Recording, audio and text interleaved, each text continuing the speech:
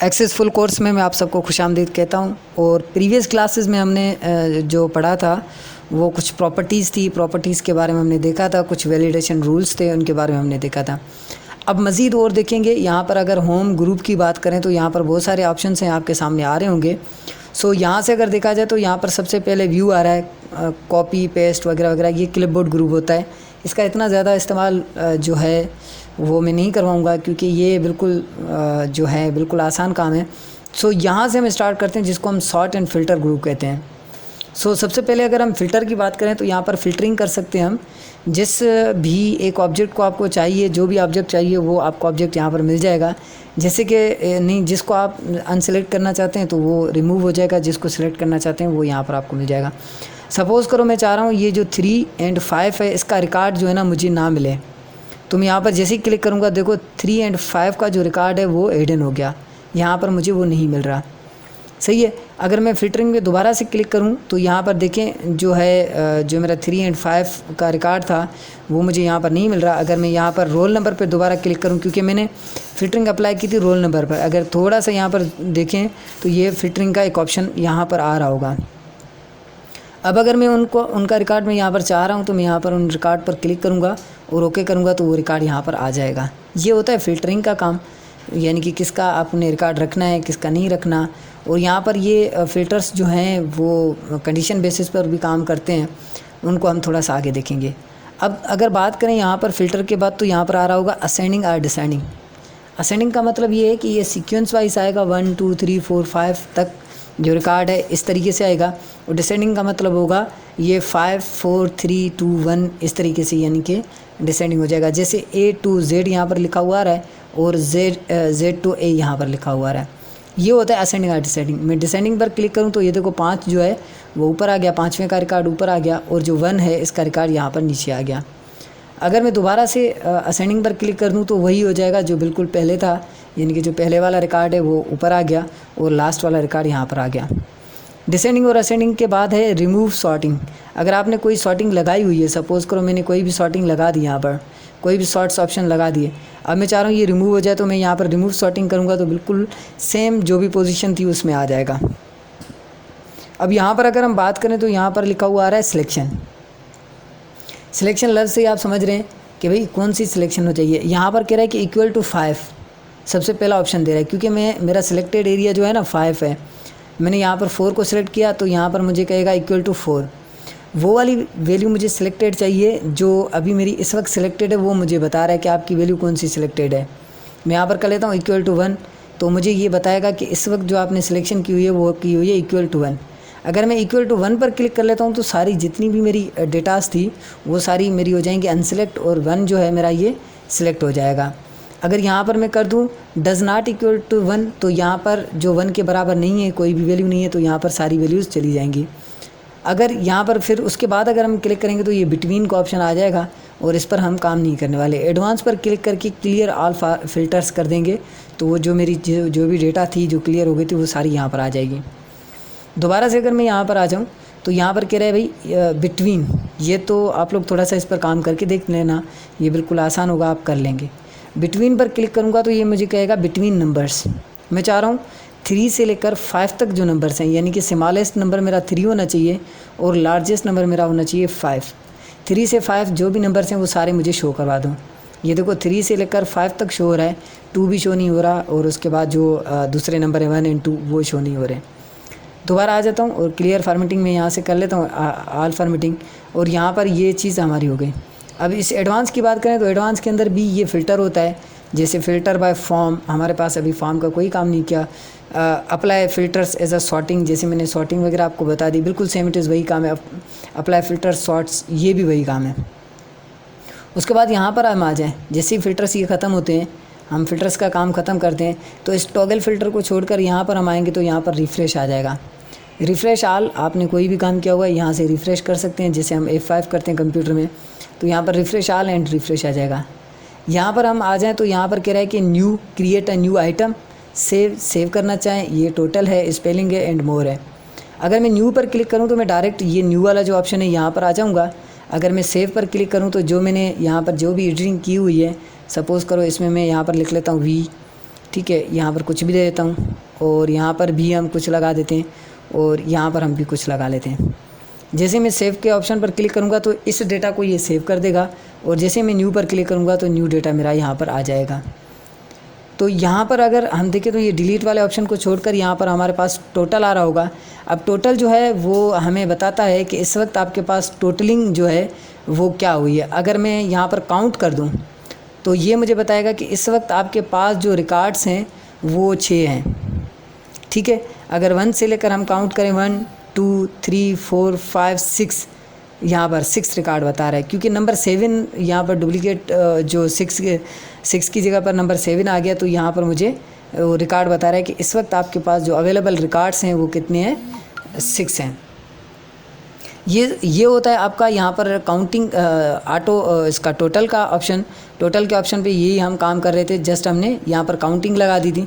तो उस counting basis पर अब यहाँ पर देखा जाए तो 1 2 3 4 पर हमने जो है एडिटिंग की हुई है। तो यहाँ पर मुझे 4 के नाम बता रहा है कि आपने काउंट करके बता रहा है कि आपके पास जो रिकॉर्ड है वो कितना है। अगर नंबर की बात करें हम तो नंबर में सम आ जाता है, एवरेज आ जाता है, काउंट आ जाता है, मैक्सिमम नंबर आ जाता है, स्टैंडर्ड डिवीज़न आ जाती है और वेरिएंस आ जाती है। अब अगर यहाँ पर मैं इस नंबर पर बात करूँ, ये फीस मेरा नंबर है, तो यहाँ पर अगर मैं सम पर क्लिक करता हूँ तो ये जितना भी मेरे नंबर्स हैं इन सबको मुझे सम करके बताएगा कि इस वक्त टोटल जो आपके नंबर्स हैं वो इतने हैं। इसने यहाँ पर सम बता दिया है क्योंकि टैक्स जो होती है वो उसमें अलग चीज़ होती है, डेटा टाइप, और नंबर्स में अलग चीज़ यहाँ पर आपके सामने आ जाता है। ये जो है हमारा यहाँ पर अगर एवरेज यहाँ से हम मैक्सिमम नंबर देखें तो हमें बताएगा कि सबसे ज़्यादा मैक्सिमम नंबर जो है वो आपका ये वाला है, ये जो नीचे दिया हुआ है। अगर मिनिमम नंबर देखें तो सबसे छोटा नंबर हमें बता देगा कि आपका सबसे छोटा नंबर जो है यहाँ पर जो आपने काउंट कर रहे हो वो ये वाला है, ठीक है। तो कुछ चीज़ें और हैं जो आप यहाँ पर अप्लाई करते हैं, जैसे कि एवरेज है। एवरेज के बारे में आपको बताएगा कि आपकी एवरेज क्या है, परसेंटेज के हिसाब से आपकी एवरेज क्या हो रही है, किस तरीके से आपने इसको सेट करना है, ये सारी चीज़ें ऊपर आ जाएंगी। अगर दोबारा नीचे आ जाए तो यहाँ पर कह रहा है स्पेलिंग।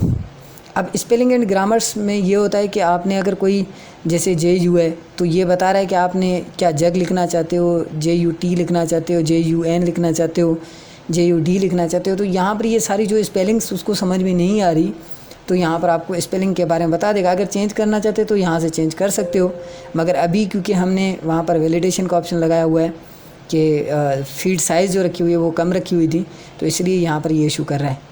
इग्नोर करना चाहते हो तो यहाँ से इग्नोर ऑल हो जाएगा, सारे इग्नोर्स हो जाएंगे। चेंज ऑल करना चाहते हो तो चेंज ऑल हो जाएंगे, सारे चेंज हो जाएंगे, यानी कि जो जो आप चेंज करना चाहते हो। जैसे कि यहाँ पर था जो मेरा वाले साहब का नाम था वो चेंज हो गया। तो ये थी हमारी स्पेलिंग के बारे में, जो स्पेलिंग्स वगैरह जो होती हैं उसके बारे में यहाँ से हम मालूम कर सकते हैं। अगर मोर में हम काम करें तो मोर में जस्ट आपकी विड्थ और रो हाइट है, जो है सब डेटा शीट्स हैं इनके ऊपर है, हाइड फील्ड्स हैं। अगर कोई फील्ड्स आप हाइड करना चाहते हो, अनहाइड करना चाहते हो तो ये सारी चीज़ें आ सकती हैं। कि जैसे कि हम अगर 1 है और 1 को जो मोर में आ जाते हैं और हम हाइड फील्ड कर लेते हैं तो देखो 1 जो है वो जो फील्ड थी हमारी वो हाइड हो गई है। और हम दोबारा से अगर इसमें आ जाएं मोर में और क्लिक करके अनहाइड कर दें तो वो जो हमारी फील्ड थी जो हमने हाइड कर दी थी, इनमें से कौन सी फील्ड जो है आप अनहाइड करना चाहते हो तो वो देखें रोल नंबर जो था हमारा हाइड हो गया था, वो फील्ड हमारी अनहाइड हो गई। तो इस तरीके से आप हाइडिंग और अनहाइडिंग जो भी फील्ड्स हैं वो सारी यहाँ पर कर सकते हो। फील्ड्स वेड्थ है, ये सारी चीज़ें यहाँ पर फील्ड्स के बेसिस पर आती हैं, ये यहाँ से कर सकते हो। उसके बाद है फाइंड। अगर कोई रिकॉर्ड आप ढूंढना चाहते हैं तो यहाँ से आप रिकॉर्ड ढूंढ सकते हो। जैसे कि AS का रिकॉर्ड मुझे ढूंढना है तो ये मुझे AS के रिकॉर्ड पर यहाँ पर लेकर आ जाएगा। ये फाइंड का काम होता है। और फाइंड के बाद है रिप्लेस करने के लिए हम क्या करते हैं, यहाँ पर देखो फाइंड व्हाट, क्या ढूंढे, मैंने कहा AS ढूंढे। रिप्लेस विथ किस से रिप्लेस करें, मैंने कहा रिप्लेस कर दे AB से। अब देखो यहाँ पर आपके सामने आ रहा होगा फाइंड और इसके यहाँ पर नीचे आ रहा होगा रिप्लेस। तो यहाँ पर जैसे मैं रिप्लेस के बटन पर क्लिक करूँगा, जो जो इसको AS मिले, जिन जिन को इसने फाइंड किया वो उसको क्या कर दिया, यहाँ पर रिप्लेस कर दिया। अब सबसे पहले इसको ये मिला था तो इसने क्या कर दिया, रिप्लेस कर दिया। अब अगर यहाँ पर हूँ मैं फाइंड करूँगा ना नेक्स्ट, तो ये नेक्स्ट मुझे मिल गया और रिप्लेस करूँगा ये रिप्लेस हो जाएगा। फिर देखो फाइंड पर दोबारा यहाँ पर AS पे आ गया, इसको मैं रिप्लेस करना चाहूँ तो यहाँ पर हो जाएगा।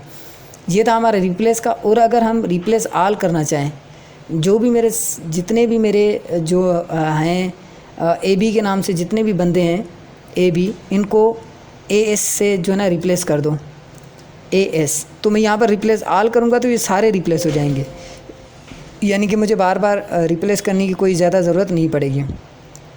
उसके बाद है गो टू। आप कोई पहले रिकॉर्ड पर जाना चाहते हैं तो गो टू पहले रिकॉर्ड पर चले जाएं, और नेक्स्ट रिकॉर्ड पर जाना चाहते हैं लास्ट रिकॉर्ड पर, तो लास्ट रिकॉर्ड पे ये वही है गो टू, यानी कि आप कहाँ पर जाना चाहते हैं।